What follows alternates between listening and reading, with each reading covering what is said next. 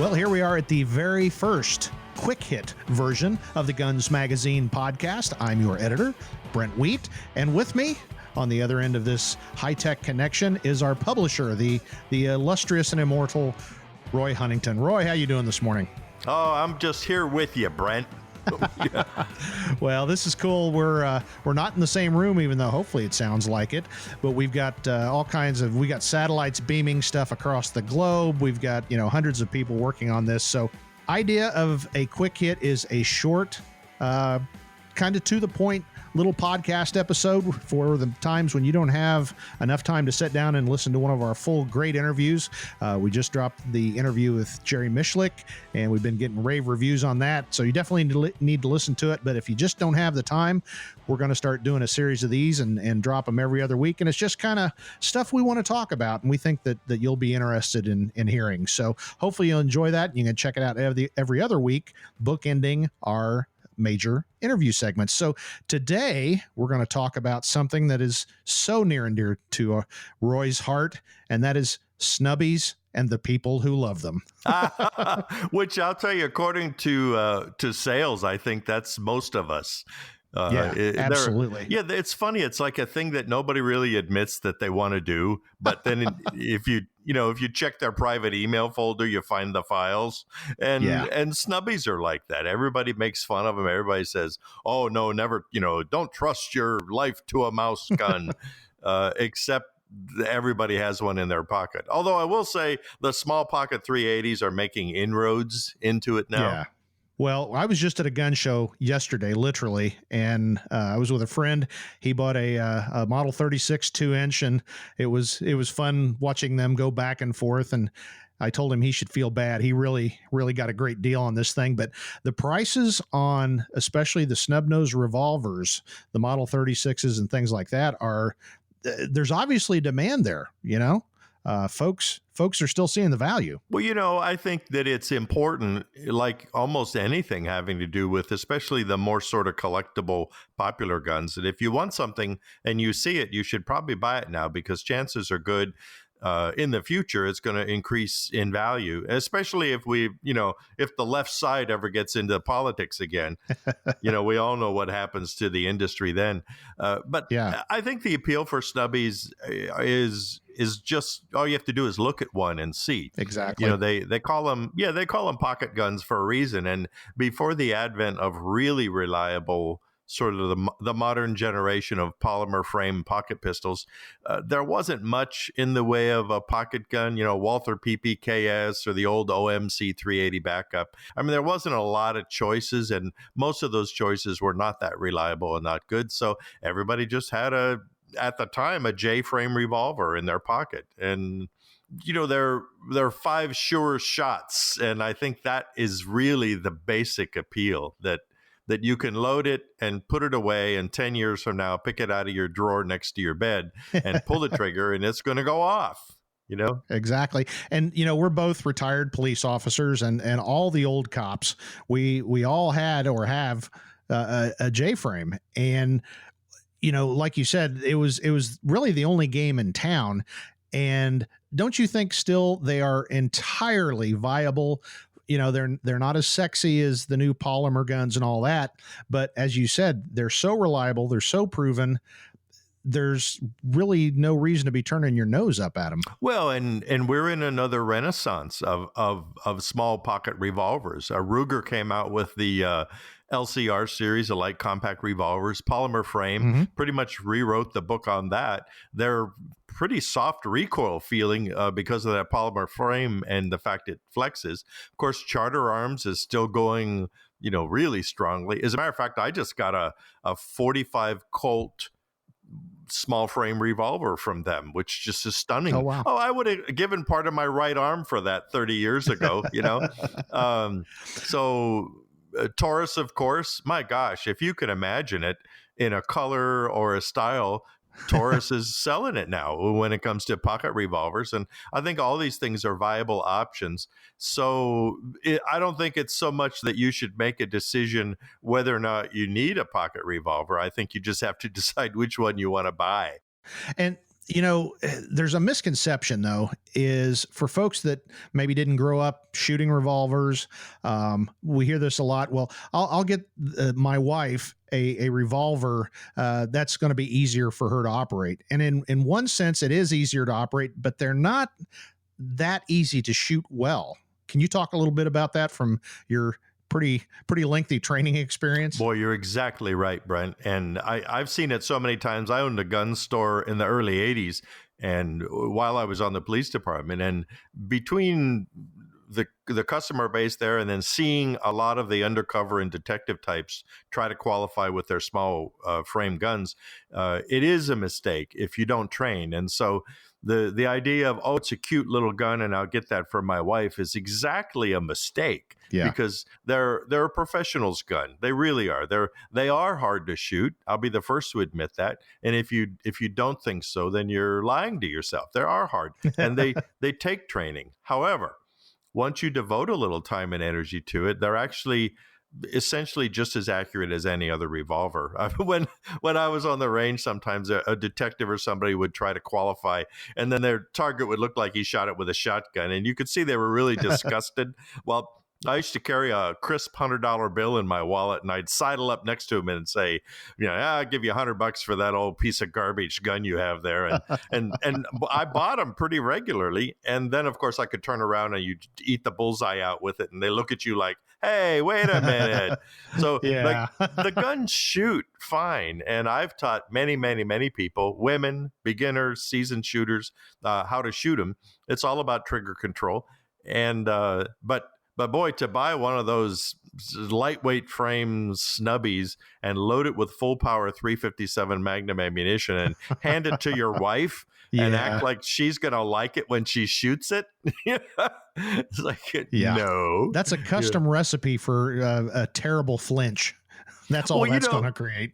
It is. And it's like, it reminds me of those people that say, hey, little lady, come over here. And they hand them a Smith & Wesson 44 Magnum revolver for the first time they've ever shot anything. And it's just silly. So if you are thinking of something like that, I would upgrade to a more of a medium-sized 38 special revolver and let your novice shooter, be it your wife who you would like to remain married to, or your best friend or something, let them learn how that works. And then later on, they might be able to transition to a small frame revolver. But I think that the younger shooters, the people whose shooting experience started at Glocks and AR-15, I think they're missing out on a lot of fun. And I think they need to take a real hard look. They need to find some old guy like you or me with gray in our mustache and say, hey, show me about this funny round gun. I don't understand how this works. Well, I'll make an observation that, I'm blessed to know many people in the industry, and I know a lot of trainers that have a lot more experience than I do of, as they say, seeing the elephant. And I would say most of them, that they all carry at least two guns, of course, because one is, none, two is one. The backup gun I see a lot is a J-frame, 38, and they may be carrying, it doesn't matter, they're carrying some kind of government model, they're carrying a Glock or whatever they're carrying, but their backup piece, it very commonly will be a small revolver. Boy, I agree completely, because if you're reaching for your backup gun, then things have seriously gone to poo.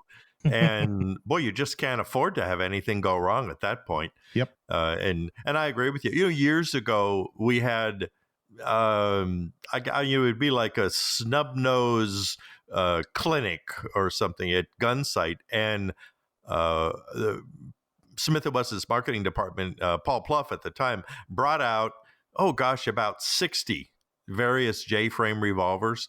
Wow. And at the time, you could get a 6-inch barrel J-frame and 357 Magnum. They may have that SKU now, I don't know, all the way down to a 2-inch airweight 357 Magnum. Ouch. And so we proceeded, it was awful. And we proceeded to shoot them for a couple of days out at Gunsight. And we quickly found out there were some real shooters there, and that 100-yard steel silhouette, and if you give somebody who knows what they're doing a 2-inch J-frame loaded with 38 specials, well, they'll wang that steel silhouette just about every single shot. And we learned a lot that weekend. Yeah.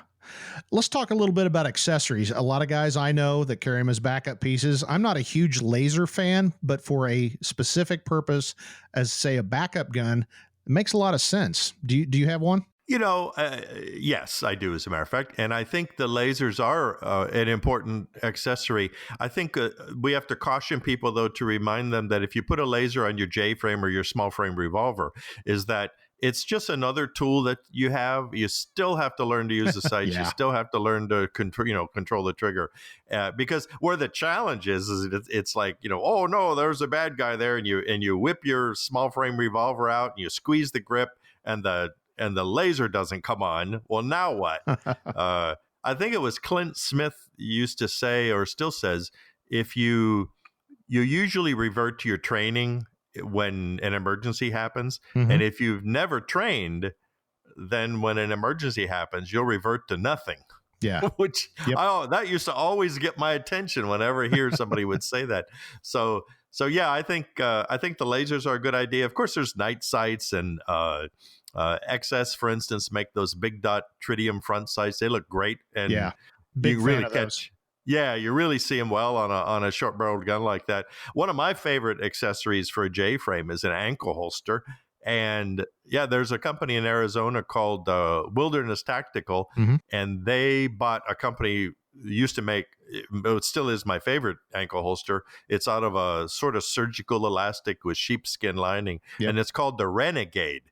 And so it's absolutely the most comfortable ankle holster. I often will walk all around the house looking for my ankle gun, and then kind of sheepishly realize that I actually already have it on. Yeah. with your reading like- glasses on top of your head.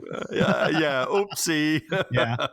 So, That's funny. Anyway, they're a lot of fun. And, don't forget the early days. Well, they still do now. PPC shooting. We used to actually have a PPC match where people would shoot 2 and 2.5 inch barreled guns out to 50 yards. It can be done with you use those funny things on the top and manipulate your trigger properly. And I think one of the challenges is just, if you don't have a lot of experience with revolvers, is like we said earlier, is get somebody who knows what they're doing. Yeah. And boy, if they can demystify it for you, I've helped a lot of people here. Gee, I've never fired a revolver before. Can you help me? And an hour later, they're hitting the target just fine. It truly is about trigger manipulation with those little guns. Yep. And I think people forget that. They just point them at the target and wang away with it, which, okay, if you're with the muzzle contact distance or something, that'd be all right. Actually, that brings up a good point about muzzle contact and backup guns. We had a couple of cops on my agency go to J frames when they were rolling around on the ground, and one guy had one in an ankle holster. He was able to reach it from his ankle and basically press it up against the bad guy and pull the trigger. And so what the advantage there was that you don't have a slide moving or anything. So you could, he was able to get in really close like that, and it didn't have a malfunction. So he was able to save himself. So just because it's old technology doesn't mean that it's still not relevant. Exactly. And when we were sitting here talking, you were talking about ankle holsters, and maybe we can hit pocket carry here in just a minute. But do you remember, and I can't think of the name of them, but it was a grip that you replaced your grip and it had a little hook that you can just stick it in your belt. You remember those? The Barami hip grip. That's it. Yeah. I actually knew those guys. They were funny. They were these two. Geez, they were old guys 40 years ago when I first met them. And they're still in business. I don't know if it's the same guys, but they still make it. And you're right. It replaced the right grip panel on a small frame revolver, and it had a little hook. And so you tucked it in your waistband, and the hook would hook onto your belt or your waist. Yeah. So I'll tell you another old trick. When I first got involved in law enforcement in the middle 70s, we actually had some guys who would come on the police department in the late 30s and early 40s. Wow. So these are really old school guys. Well, some of them would take their small frame revolvers and they would put about 8 or 10 rubber bands around the top of the grip. Yep. You remember that? Yeah. Yep, right absolutely. at the top of the grip stack. And it kind of did the same thing that the Barami hip grip did. So it would kind of keep it from slipping down in your pants. I don't advocate that, and I know you don't either. I think you should never stick a gun in your waist unless it's in a holster, which I think brings us to the pocket holster thing. So people call them pocket guns, and I think they default and say, well, then that means you just put it in your pocket. But no. yeah, exactly. And I think what a lot of people don't think about is the fact that you get car keys get wedged in the trigger guard, and you get dust buffaloes down in there, and the hammer spur gets caught on things. And something else that's important, especially if it's a jacket pocket or something, the gun will flop around in there. So when you go to reach for it, well, it might be upside down. Yeah. Yep. So, and there's the safety / social aspect of, there is nothing more embarrassing to a professional weapons handler than your gun suddenly either going down your pant leg or flopping out as you're getting change at the checkout or whatever. That's not a good thing. And I won't say it's happened to me, but let's just say it's not a good thing. Oh, oopsie. Yeah.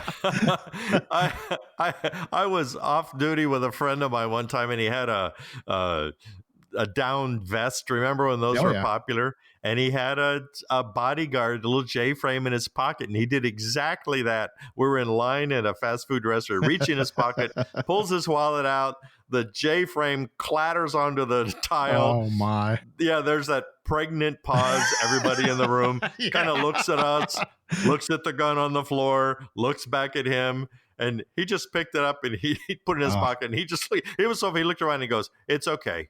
And then oh my gosh. Okay. Yeah. But you're right. But you want to die at that moment. Oh gosh, it's so funny. Well, so I was just going to say, going back to the hip grip and rubber bands and all that, I was going to say, I know of one instance where, all fights always usually end up on the ground if they go very long, and seeing your partner's backup gun skittering across the tile, that's not a good thing. And that's the reason we really advocate those crazy holster things. They're not an option. They're just a vital part of carrying a gun for defensive purposes. Well, and that's where modern technology is so good, because a lot of times, I think back 35 years ago, a lot of this stuff was still new. People were still trying to figure out what works, what didn't work, stuff like that. I hate people that tell old cop stories, but I have a perfect one to illustrate this. Is that I was chasing a bad guy one night, and as I was running down the street at nighttime, I see this glint of something shiny in front of me in my face, and I just kind of reached up and grabbed it. I wasn't even really sure what it was. I grabbed it, and when my finger closed around it, I realized it was my revolver. And yeah, my silver-colored stainless steel Model 60 J-frame. When I was running, I kicked the ankle holster, which broke the thumb snap. And in my next, it flipped it up in the air, and it was right in front of me. So I grabbed it and stuffed it in my pocket and finished out. But boy, talk about a hard lesson. No kidding. That's when I went shop. But yeah, I found those Renegade, and then after that, life was good. That's almost one of those where you got to stop and go, ta-da! Ta-da! I meant to do that. Yeah, exactly. And for my next act, So, well, I think the thing to learn here is the fact that don't let these guns scare you away. If you hear horror stories, it's because the people probably didn't know what they were doing. They're accurate. They're reliable. I personally don't think you ever need to shoot a .357 Magnum out of a J-frame or a small frame revolver. There's just really no reason for it. And I think invest in one. Some of them are really affordable nowadays. The Taurus ones, the basic Rugers, and very affordable revolvers. And just learn to shoot it. I think you'll have a lot of fun too. And that's we just hit our time mark just perfectly. So those are great words. The Snubbie, it's still a thing.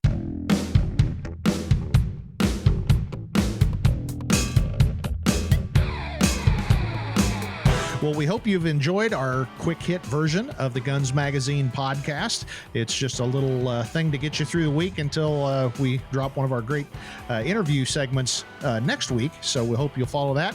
Check us out on gunsmagazine.com under the podcast tab. And while you're there, you might want to slip over and check AmericanHandgunner.com, our sister publication that Roy is currently the editor and publisher of. Great stuff over there. But we appreciate you listening. We hope you'll tell everybody, all your friends, including even in the liberals, and subscribe to us on your favorite podcast directory. We're going to wrap this up for my boss, the publisher, Roy Huntington. I'm Guns Magazine editor Brent T. You get out there and have a great shooting day.